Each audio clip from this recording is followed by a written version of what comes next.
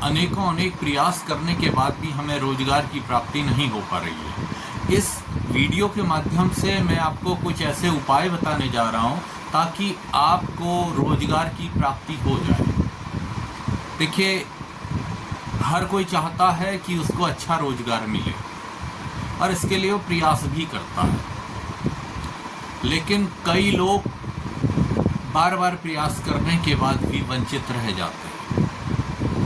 और जो वंचित रह जाते हैं उसमें बहुत सारे कारण होते हैं। पहला कारण, हमारे ग्रह प्रॉपर साथ न दे रहे हों। हमारा प्रारब्ध इस प्रकार का है कि प्रयास ज़्यादा करना पड़े और सफलता अल्प मात्रा में मिले। उसके अलावा हमारी पारिवारिक स्थितियाँ, हमारी सामाजिक स्थिति या हमारे आसपास का माहौल, हम मेहनत तो कर रहे हैं लेकिन जिस भाव से या जिस एकाग्रता के साथ मेहनत होनी चाहिए वो नहीं हो पा रही। तो ये बहुत सारे विषय हैं और अगर आप इन विषयों के बारे में कुछ जानना चाहेंगे तो आप कमेंट्स कीजिएगा या आप व्हाट्सएप के माध्यम से मुझे मैसेज कीजिएगा। मैं आने वाली वीडियो में आपको डिटेल से बताऊंगा। लेकिन आज की वीडियो में मैं आपको जो बताने जा रहा हूं, बड़े ध्यान से आप लोग सुनिएगा ताकि आप लोगों को रोजगार की निश्चित प्राप्ति हो सके। यही मेरा उद्देश्य भी है। और अगर आपको रोजगार मिलेगा तो आपको संतुष्टि भी होगी और जीवन में कुछ करने का अवसर भी मिलेगा, आपको प्रसन्नता भी मिलेगी।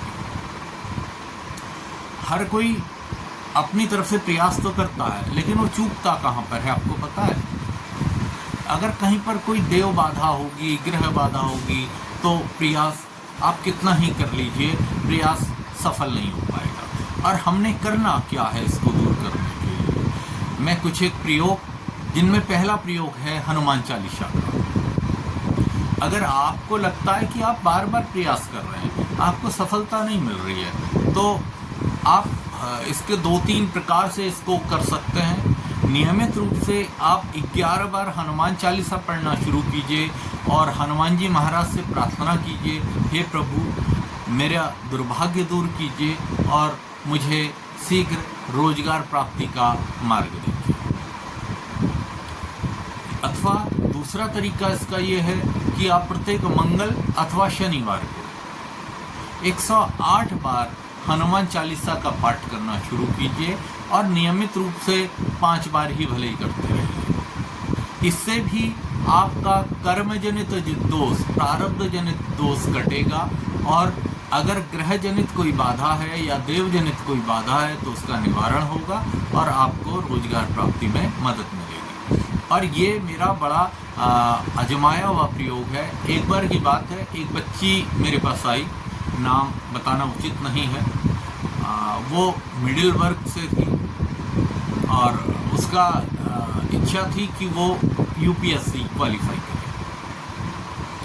जिस दिन वो मेरे पास आई, मैंने उसकी कुंडली देखी, ग्रह स्थितियाँ देखी और सारी चीज़ें देखने के बाद मैंने उसको बोला, बेटा मुझे लगता नहीं है कि आज की तारीख में तुम इसको कर पाओगे, क्योंकि मुझे तुम्हारे व्यक्तित्व में वो जो पोटेंशियल होना चाहिए वो नहीं दिख रहा है और तुम्हारे अंदर तुम मेहनत जरूर कर रही हो, लेकिन वो मेहनत मुझे आज की तारीख में सफल होती भी नहीं दिख रही है। तो मैंने बहुत सारी चीज़ें उसे बताई और उसके बाद मैंने उससे कहा, बेटा अगर पॉसिबल है तो तुम हनुमान चालीसा के नियमित 11 पाठ करो अथवा 108 पाठ करो।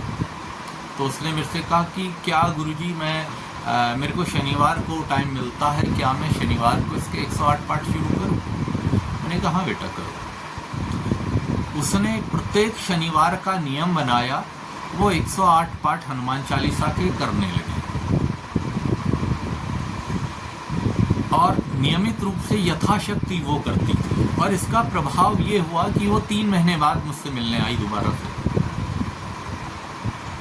और 3 महीने बाद मैंने उसमें एक ज़बरदस्त परिवर्तन देखा। जबरदस्त चमक उसके चेहरे में थी, उसकी वाणी में ओज था जो कि एक ऑफिसर में होना चाहिए, और जो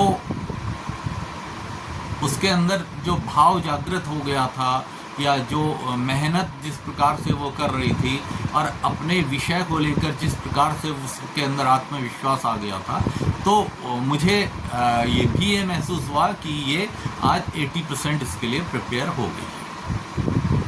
मैंने उसको आगे कुछ चीज़ें और बताई, और वो बच्ची कर रही है अभी, और माँ ने चाहा, हनुमान बाबा ने चाहा तो निश्चित रूप से उसे सफलता मिलेगी। ऐसे ही कई लोगों को मैंने बताया और कई लोग सफल भी हुए। बातें बहुत हैं, बहुत सारे लोगों की कहानियाँ भी हैं, लेकिन इस थोड़े से समय में बहुत सारी चीज़ें बताना संभव नहीं हो पाता है, तो आपको मैंने एक हनुमान चालीसा का प्रयोग बता दिया। दूसरा काम आपने क्या करना है, देखिए, अगर आप सरकारी सेवा में जाना चाहते हैं, आप चाहते हैं कि आपको सरकारी नौकरी मिल जाए,